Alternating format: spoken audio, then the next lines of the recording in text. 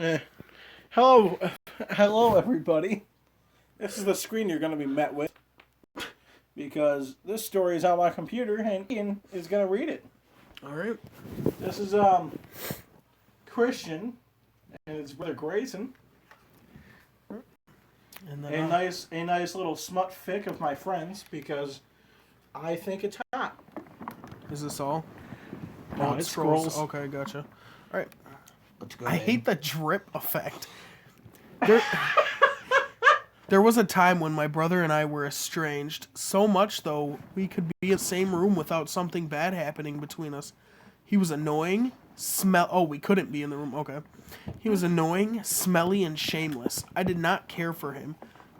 But not too long ago, something changed. Now I see him in a new light, and I can't help but to admire him. The story of how this happened is a little dirty, so buckle up, kiddos. It's gonna get weird. Thanks for the warning. It was a warm July afternoon. Me and my brother Mason were playing in the pool out back of our house.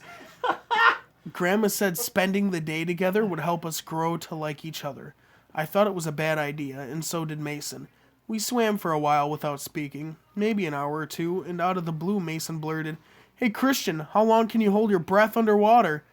"I don't know, like 40 seconds maybe," I shouted. "Prove it," he yelled back. At first I just wanted to prove to him that I could do it. I didn't even consider the thought that he was doing anything fishy. But while I was underwater, I thought to myself, why would he care to know how long I could hold my breath? And after all that time being silent, what provoked that question? After what felt like, over 40 seconds, I bursted up to the surface to get my breath. I shouted, "Hey Mason, how long was that?" No answer. I looked around and he wasn't in the pool. I was confused. So many questions arose. But what? I'm losing myself here. Just lose it. That's gross. Okay. Technical difficulties. Oopsies.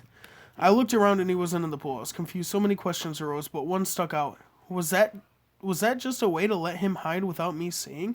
He's done stuff like this before, and for some reason I always fall for it. But not this time. I get out of the pool and look to where I left my towel. That bitch was gone. He just wanted my towel. That half-hearted whore, I said aloud.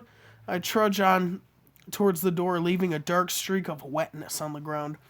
I open the door and hear Grandma say, "Dry off before coming in, dear." I ask for a towel, and to my luck, there were none. You ain't coming. You just wrote I. "You ain't coming in with those wet shorts on," said Grandma. "You're gonna get water everywhere if you do." Can't really argue with Grandma, being it's her house and all. I look around out back to see if I was in plain view of anyone. I wasn't.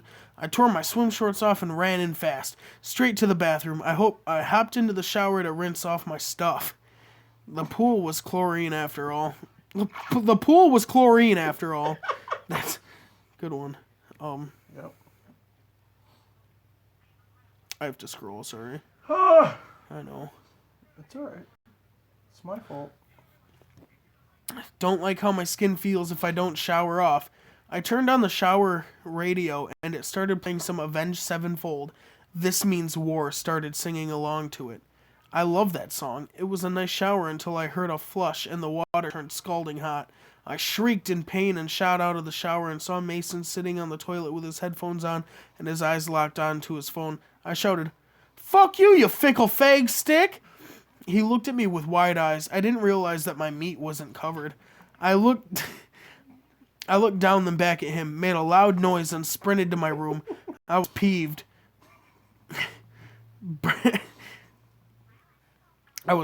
Burned and hot and cold and all. The wrong places. A few minutes later, Mason knocked at the door. Ah, fuck! I didn't get my clothes out of the dryer. I grabbed a blanket and wrapped myself up. Mason walked in and apologized. "You burned me, you dirty, double-dicking dumbass," I shouted. He walked over to me, said sorry again, and brought up a tube of some burn cream stuff. "Let me make it up to you," he said with the intent to do harm. He opened the tube and He opened the tube and tore my blanket off me, then slapped some cream onto my stomach. What the fuck, Mason? He didn't react. He just kept rubbing. It started to feel good. What the fuck is this? Like, really good. Don't fight it, Christian, he whispered while he began to rub me lower. It startled me when he hit my junk. He just chuckled. I didn't realize I had an erection.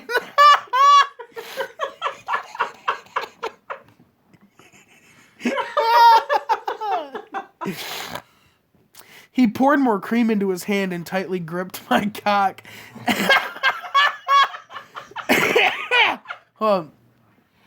He poured more cream into his hand and tightly gripped my cock and began to jerk it slowly, like he was pumping a slutty shotgun.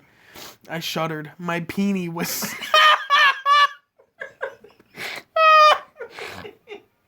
I shuddered. My peenie was still sensitive, but the cream felt so good on my shaft. With each stroke, I came closer and closer to climaxing, but before I could peek, he let off my dick, turned around and dropped his sweatpants and got on all fours. I'm ready. Spread it and spank it, he said. Without hesitation, I divided those soft cheeks and slapped that ass real hard. It made a noise equivalent to a school textbook hitting a desk at a high velocity. Mason squealed. Buckle up, baby. It's going to be a bumpy ride, I said to him. In a moment's notice, I rammed my goopy meat rocket into that brown monster with such a violent force, he came immediately. But I wasn't going to stop there. I kept blasting my pink missile into his stinky secrete with... What? Into his stinky secrete with increasing power. Mason was barely able to keep his balance as my thrusts got harder. My climax was approaching once more. I knew this had to end, but why so soon? Oh, God, this is fucking giving me cancer. Stinky secret was supposed to be stinky secret. Oh, God, gross. I don't know if I misspelled it. I'm sorry. No, you're good. Okay. But I didn't stop pile driving my bratwurst into his bean burrito. I couldn't stop. I needed this release. Right before I came, I LOL'd. I lulled and launched my... What the fuck?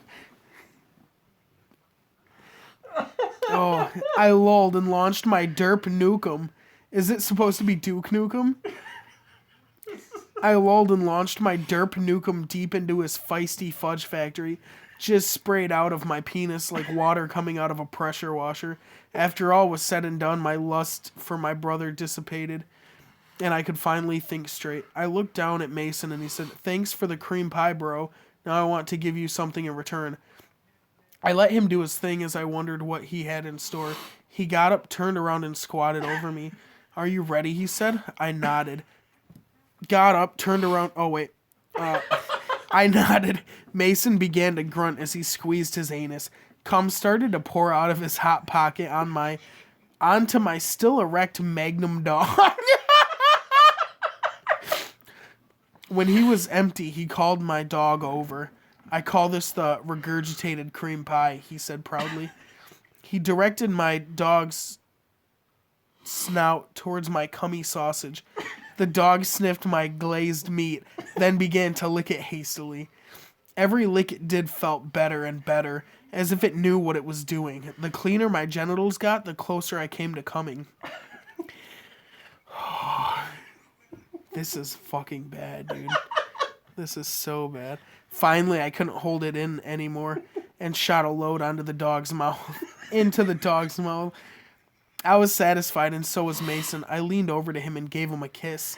He smiled, stood up, and said, "I'm gonna go clean up." And again, "Thanks, bro." I smiled to him as he turned around and left. A few minutes after, I got a call on Messenger from my good friend Lyle. I rejected it and began to clean up my room.